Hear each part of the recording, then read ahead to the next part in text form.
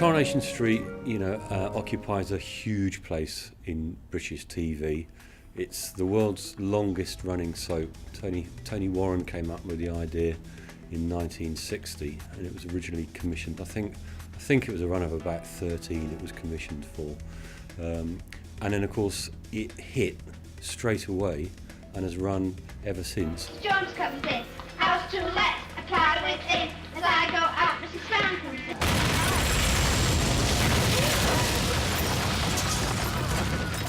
The broadcasters had got it in mind that we would go HD, and the first major thing that we thought would be coming along in the schedule was the World Cup. So ITV then decided it would do its HD launch around the World Cup. We wanted to get just ahead of that and create a head of steam, so we decided to put Coronation Street in just before the World Cup. Okay, gentlemen, let's play nice, yeah? Hey sir, the answer on the phone. What? In the office? So two weeks before Christmas, we were asked to submit, they wanted quick budgetary proposals, so we had to use our pre-sales team in order to do that.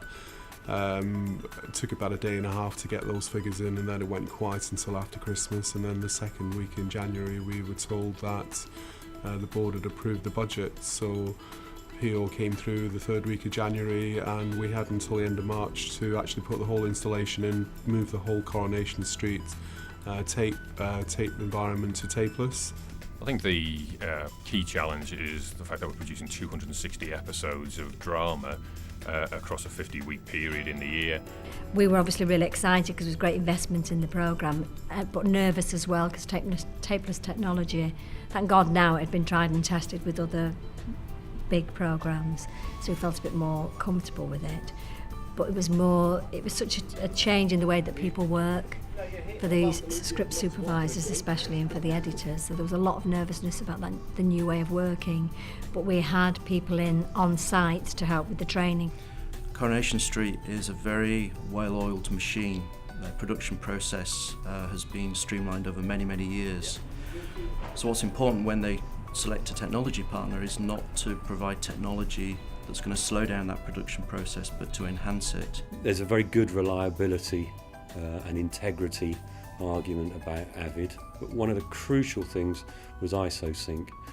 We needed to be able to synchronise 4 ingested streams so that we could play them back in sync. Part of our project process is that we pre-build the system in our customer facility in Dublin.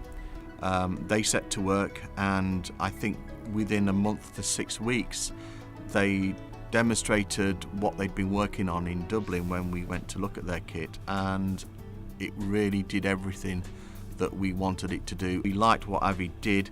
All the Avid kit spoke to each other, so if you went airspeed, if you went ISIS, then there was no issue that bit of kit there would not talk to that bit of kit. We used Avid Professional Services as a big training board for our crew.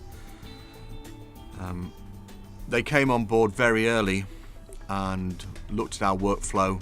With the speed that Coronation Street works, we have to make sure that we have access to as much of the media as possible. Quite often the selected takes that a director chooses in the gallery may not be the selected take that he chooses when he gets to the edit suite, and to have access to that media at the touch of a button is a huge advantage in the new system that we have. The script supervisor's job has changed as much as it has for us, in the fact that they now log their information directly onto the assists within the gallery, which is a great advantage to us, so we can access any comments and notes directly from ISIS as opposed to looking on the script. For each take that we do, we have the master and then the 3 ISOs. And sometimes the master, you might like the master and you'd only like 1 ISO, but 2 of the shots for lighting or different design reasons aren't suitable. So we can immediately identify that on the system, saying master is the preferred take, ISO 3 is the preferred take, but do not use ISO 1 and 2 because there's technical problems. We had an Avid person with us when it was introduced, and if there were any problems, they were there straight away. It wasn't necessarily problems with the system, it was just to guide us how to use it. We're using DNX HD, which is very good, and what we always do when we're testing out new codecs is stress test them.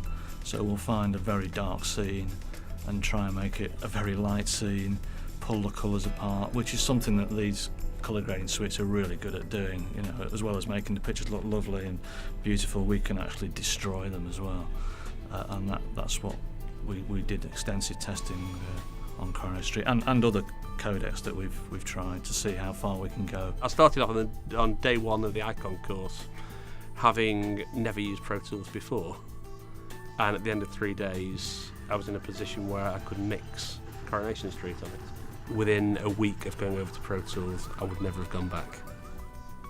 It was tricky for the first couple of weeks, but you could see the future. Yeah, the transition, well, it has been really smooth. I mean, considering the amount that has changed, so everybody's really pleased with both the HD transition and the Tapeless. For a director, it's just given us more tools, because although you make notes on performances as you're going along, just to be actually at a click of a couple of buttons to be able to see what you did on scene 17 10 days ago. So for that, it's brilliant. To me, I think the show does look great. I think the show looks better than it's ever looked. If you're going to make a decision about which equipment to buy for a soap like Coronation Street, the one thing you've got to do is do your risk analysis and make sure you're not going to take it off air. So in buying Avid, which isn't the cheapest solution, what you are buying is the confidence that the product's going to work in the way it's described.